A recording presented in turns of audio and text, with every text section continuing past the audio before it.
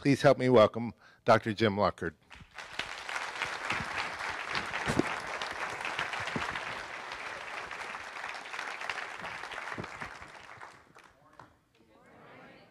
Greetings from Simi Valley, California.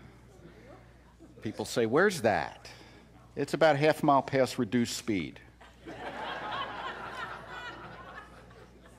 It's actually west of Los Angeles, and it's not Catalina. So how does that happen? You say, well, California kind of juts out between LA and Santa Barbara, and we're kind of out there somewhere. But anyway, who cares? I would share, I do have the joy of working with Dr. Edward on a really important committee at CSO. It's called the Cultural Integrity Committee, and we've been doing a lot of really good work together and having a lot of fun as well. So you'll be hearing more about that as we go along. But now I'm going to try to interpret the last song you heard in my talk. Okay. So forgiveness, oh boy, the metaphysical F word, as I like to call it.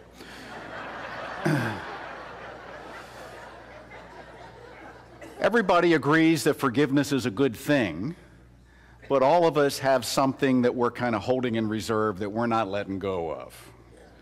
Because what happens when you've been wounded or hurt or you've been betrayed or something has happened that would require forgiveness in order to set you free is that you tend to create, and I tend to create, a field of justification around how we feel about it. Another element that is true about forgiveness has to do with the lens through which we see it. And the traditional lens that's very prevalent in our culture is, if I forgive someone, then somehow I'm doing something good for them. I'm letting them off the hook, let's say. And who wants to do that? Right?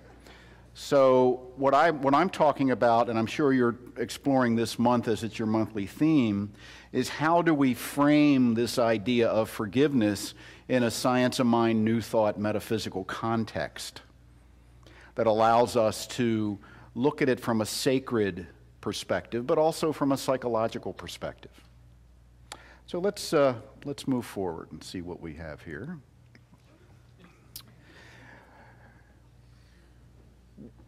When I've been wounded, and it can be anything from a slight, someone slights me, up to a really significant betrayal, or actually someone, attacked me, physically or emotionally or both. I tend to get into that place of going within. When we feel wounded, we tend to withdraw. We tend to close in, kind of lick our wounds a little bit, And often what happens is we begin to form a story around what happened. And it's a very emotionally charged story. And often, almost always, it relates to something about ourselves that we sort of suspected all along. Often the hardest things to forgive are the things that triggered something about us that we didn't like. And it made us think of that. Maybe weakness or ineffectuality or feeling disempowered or diminished. And whatever happened in the incident reminded us of that at a deep emotional level. And so we feel justified for being upset or angry or disappointed or whatever it is, that soup or stew of emotions that kind of gets associated with that kind of an event. Don't worry, it'll get happy later. Right now we have to go into this place, But what rises out of that is often resentment. We resent whoever we feel harmed us or ourselves or both. Okay, and resentment is really a harmful thing. Resentment, I think it's going to come up here, we're trusting. There it is. It's like taking poison and waiting for the other person to die. If I resent you enough, maybe something awful will happen to you. But physiologically, when you're in resentment, you're releasing hormones and chemicals into your body that are harmful to your physical being. And you're releasing all kinds of emotional toxins into your emotional self. You cannot be in resentment and be a loving presence. You cannot be in resentment and have a capacity for compassion. Now, some of us hide our resentment fairly well. It's right there beneath the surface, but we've developed the capacity to kind of walk around like we're okay, you know. But quite often, right beneath that surface is a very tender spot. And if it's touched, we get triggered. Now, the problem with walking around like that, and some of us have multiple trigger points, is that we're never free. We've always got to be guarded. We've always got to be cautious. We've always got to be careful about how we interact with people around us because we don't want those wounds to be exposed. We get angry at things that have nothing to do with the wounding issue. It's very difficult. It's very difficult. When we don't forgive, we feel justified. We mentioned that, right? We feel justified. Now, another reason why we don't forgive sometimes is because we've been told that you have to forgive and forget. Okay? Now, I don't know about you. I don't seem to have any control over what I forget or remember.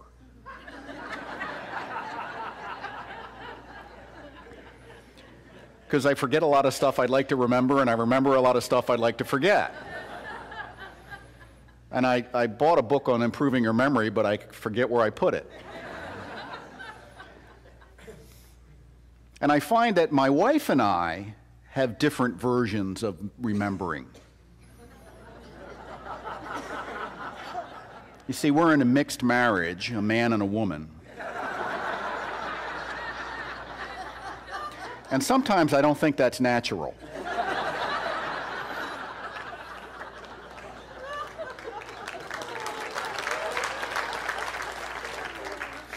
So what happens is, when I do something dumb, which happens, she remembers it forever, and I almost immediately forget it. So later, when I do it again, she is able to point out all the other times I've done it, which is why we drink.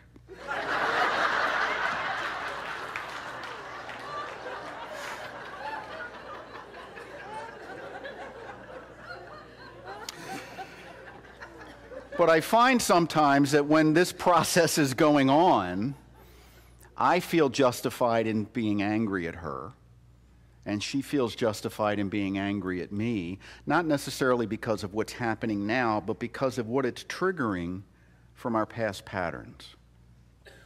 So if I'm not in a state of forgiveness in my relationship, it's very easy to fall into a place of resentment and even condemnation. And again, when I'm in that place of resentment, it's not about anything current. It's more about stored up, unexpressed feelings. So one of the things that happens when we don't forgive is we feel justified.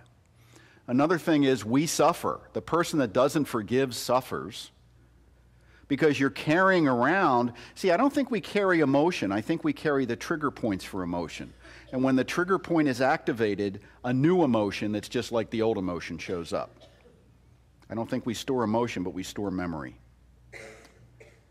So somebody touches a button that's been pushed. And maybe when you were, a lot of this stuff gets developed when we're children, where we kind of get our sense of what kind of world we live in. By the time we're about 4, they say your psychological sense of yourself and the world around you, your relationship to it is pretty well set. And you've decided whether the world is a safe, supporting place or whether it's a jungle out there or somewhere in that continuum. And then we tend to spend the rest of our lives manipulating our senses and trying to manipulate other people so that our view of the world seems to be valid. One of the things about coming into a teaching like this somewhere along the pathway is that it helps us to reframe some of that, some of those mistaken identities, some of those false ideas that we've come to believe. But we still have those trigger points. And forgiveness is the only way to eliminate or remove many of those. When we don't forgive, we hurt ourselves. Isn't that a great image? It's an awful image, but it's a great image in terms of conveying a meaning.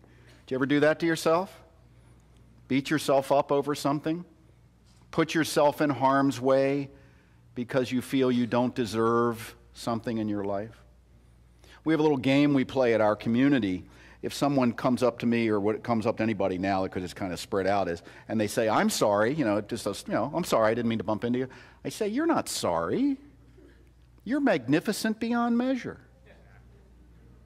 Stop saying you're sorry. You're not sorry." See, your subconscious takes everything you say to yourself literally. So how often do you say, "I'm sorry"? And you're meaning, "I apologize." See?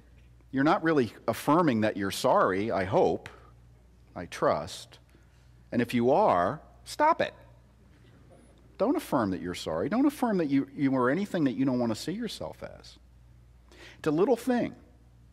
It's appropriate to apologize.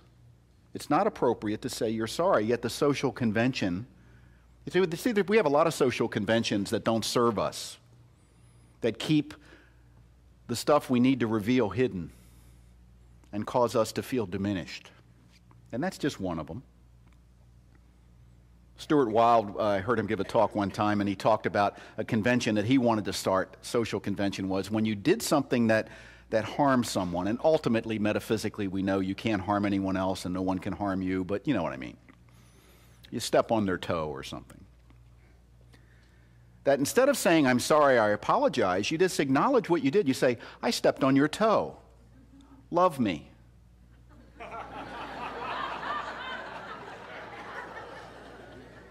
And the correct answer, the socially correct answer would be, "I do love you." Imagine life if that were so. Well, then you have to go on to, there's a consequence, right? It doesn't eliminate the consequence. You know, "Dad, I wrecked the car. Love me." "I do love you. Now let's go get that car fixed. It's coming out of your allowance." And out of you. "Dear, I slept with your sister. Love me." "I do love you, and I'm seeing my attorney in the morning." See, it's not about eliminating the consequence. This teaching, we're not about eliminating consequences. We're about recognizing and honoring and being responsible and accountable for our consequences. So we have to be attentive in life to where we're off track with that, where we've adapted a convention maybe that keeps what needs to be revealed hidden. So that's just one example. When we don't forgive, we can't move forward. We're stuck in old memories and old stories. Some of you have been going to lunch on this story for a long time. Some of us have built relationships based upon our sense of being wounded. And we have agreements, unspoken agreements with the other people in the relationship that they will let us tell our story as often as we like, and they will sympathize, and then we get to listen to their story, and we will sympathize. Now, sympathy is not compassion. Sympathy is like this. Let's say you hear someone they tell you their story of being wounded or a difficult situation, and you say, "Oh, I'm really sorry to hear that." And what you're thinking at subconscious level is, "That's too bad. I'm glad I'm not you right now." Compassion begins with, "I am you right now, and you are me, and your story is my story, and I can only respond with empathy." See, if I'm in resentment because of all these unforgiven grievances that I hold, I'm not available to be compassionate with anyone. I can be sympathetic. Sympathetic implies separation. So see, forgiveness holds me back, or the lack of forgiveness holds me back from expressing myself fully, from being fully available for myself or others, because I'm always protecting something.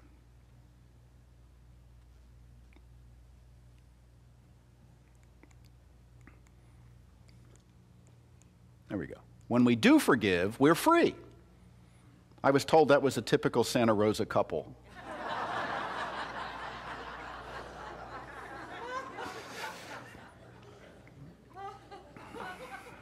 In the 1950s. We're free. Free from what? Free from all that emotional baggage dragging behind us. Robert Bly wrote this great poem it's about the shadow self called The Long Bag We Drag Behind Us. And he says every time you need to repress something because you can't look at it, you break it off and you throw it in the bag. But the part you broke off is now unavailable to you. And maybe the part you broke off was your ability to be intimate. It was your intelligence or your wisdom or your vulnerability.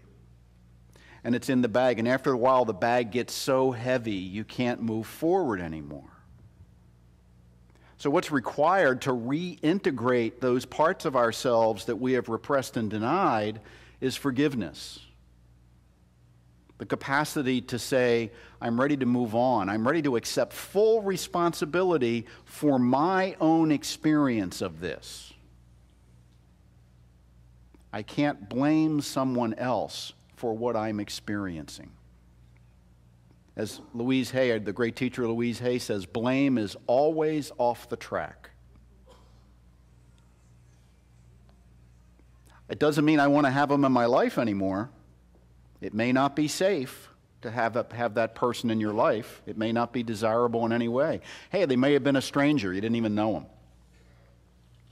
So forgiveness doesn't mean I have to forget, and it doesn't mean I have to like whoever I'm forgiving. It means I have to release them from any accountability to my experience. Forgiveness is giving up all hope of a better yesterday. Really? Because isn't that a big part of the story process? Oh, I wish it had turned out that way, or I wish I hadn't said that, or I wish I'd done this differently, or I wish I'd made a different choice, or I wish I hadn't known that person. Well, that exercise is futile, for one thing, because you can't undo the past. You can't unring a bell. Once the bell is rung, the bell is rung. So acceptance is a big part of forgiveness. Acceptance is just saying, yeah, it happened. I'm not going to deny that it happened. I'm not going to try to wish it away, because I can't do that. So I've just got to say, yeah, it happened. That's all. Just be able to say that. Yes, it happened. And the next step then is to say, what am I going to do about it within myself? How am I going to carry this forward from this point forward? I get a choice as to how I'm going to live this story. So I might as well create a story around it that serves me rather than one that doesn't. And the ones we feel most justified, we believe that's the only way we can think about it.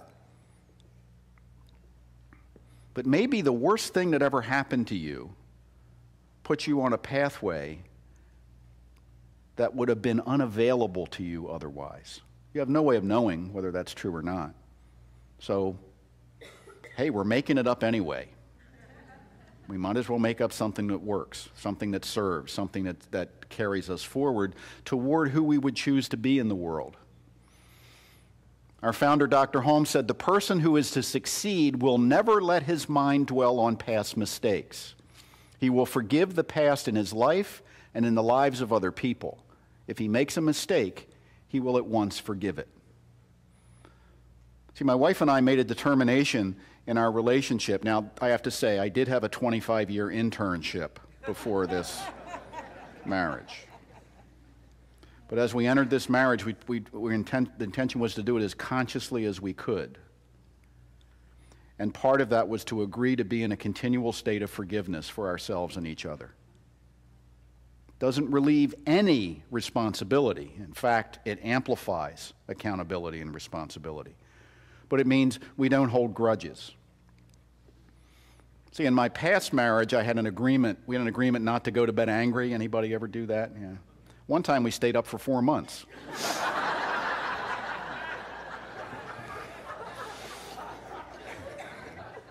It was exhausting. Because we didn't know how to do this. So I have forgiven myself for not knowing in that relationship, so I can move on. What I don't forgive holds me back. So I want to move forward. And I'll forgive when I'm good and ready. This can be taken a couple ways. One is, well, I'll forgive when I'm good and ready, implying I never will be. The other is, I'll forgive when I'm good and ready because it's the only way I can ever do it. I can't be forced into forgiveness. Just like, you really can't be forced into an apology. I remember when I was a police officer for 24 years in Dade County, Florida. Like many of you.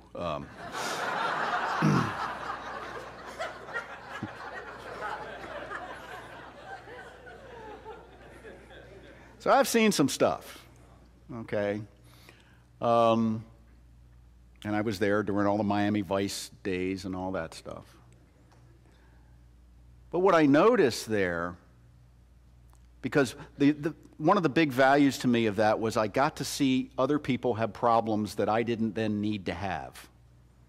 I was determined to learn from what I observed. And you see a lot of real, the police don't come into your life if everything is going well. I did notice that. But I also noticed that I needed to be in a forgiving state or else that job would drive me crazy. If I held grudges against people that spit on me or tried to punch me or successfully punched me or who got off scot-free in court when I knew they were guilty, what I realized pretty quickly was that would eat me alive. It was like putting acid into my system. And I had to learn to allow other people to be on their own pathway and recognize, hey, they would have spit on anybody with a uniform there. It wasn't about me. And be able to treat that person with dignity even after that. Took a while, but I figured it out through trial and error that seemed to work best. So when I heard the concept of forgiveness in science and mind classes way back when, it made sense to me because I could relate it to what I'd been doing. The languaging was a little different. But I recognized that the cops that ate themselves up, that became bitter and angry, were the ones that could not release the apparent grievances that had occurred. And they became a bundle of grievances. One of the nice things about being a cop in South Florida was you got to play golf free at Century Village, which is a retirement home. There's like 4 of them, and they have like 40,000 people in each one of these places. It's frightening. But, well, because what I found was, as we'd play golf and get to know some of these folks, many of them were really bitter. They were angry at their kids. They were angry at the world. Life hadn't treated them fairly. They were, they felt abandoned. They felt alone. It was so bad, and this actually happened. One time, the day before I played, because I heard about it the next day, a gentleman had a heart attack and was laying on the ground on the 18th fairway. And 4 foursomes played through before anybody alerted the people in the clubhouse.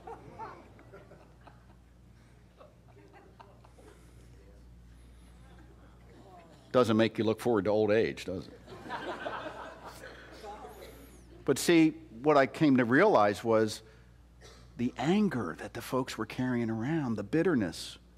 And all they had to look forward to, many of them, was to die. And here's this guy laying there reminding them of that.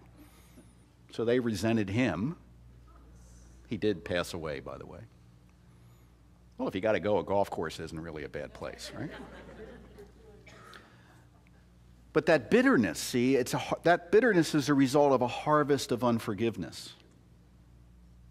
It's a result of the release of all those chemicals and hormones into our being all over the year that makes us sore and stiff and unable to move around freely. It's about being restricted and closed in. And there's this great quote by George Bernard Shaw where he talks about being a clod of ailments. You know the term, it has to do with prosperity too. You know the term tightwad? people that cling to their money and keep closed in. Prosperity works when you're open and free. Life works when you're open and free. Relationships work when you're open and free. Your health is better when you're open and free. I'll forgive when I'm good and ready. My invitation to you is to make the choice to be ready and do the work necessary, which begins with A, accepting what happened. B, for yourself first, love yourself. You don't have to like anybody involved. You have to love yourself, love the other person. What do I mean by love? I mean very simply, hold harmless and wish well. So if somebody harmed you or you're holding a thing about somebody else, hold them harmless. Say, you know what, my feelings about the incident have nothing to do with them. And I wish them well. Go have a good life. And I wish the same for myself. I hold myself harmless. In other words, I forgive myself. Doesn't relieve me of any accountability. But I'm able to free that sense of grievance. And I wish well. And for all of you, I hold you harmless, and I wish you well. Thank you, and namaste. Thank you very much.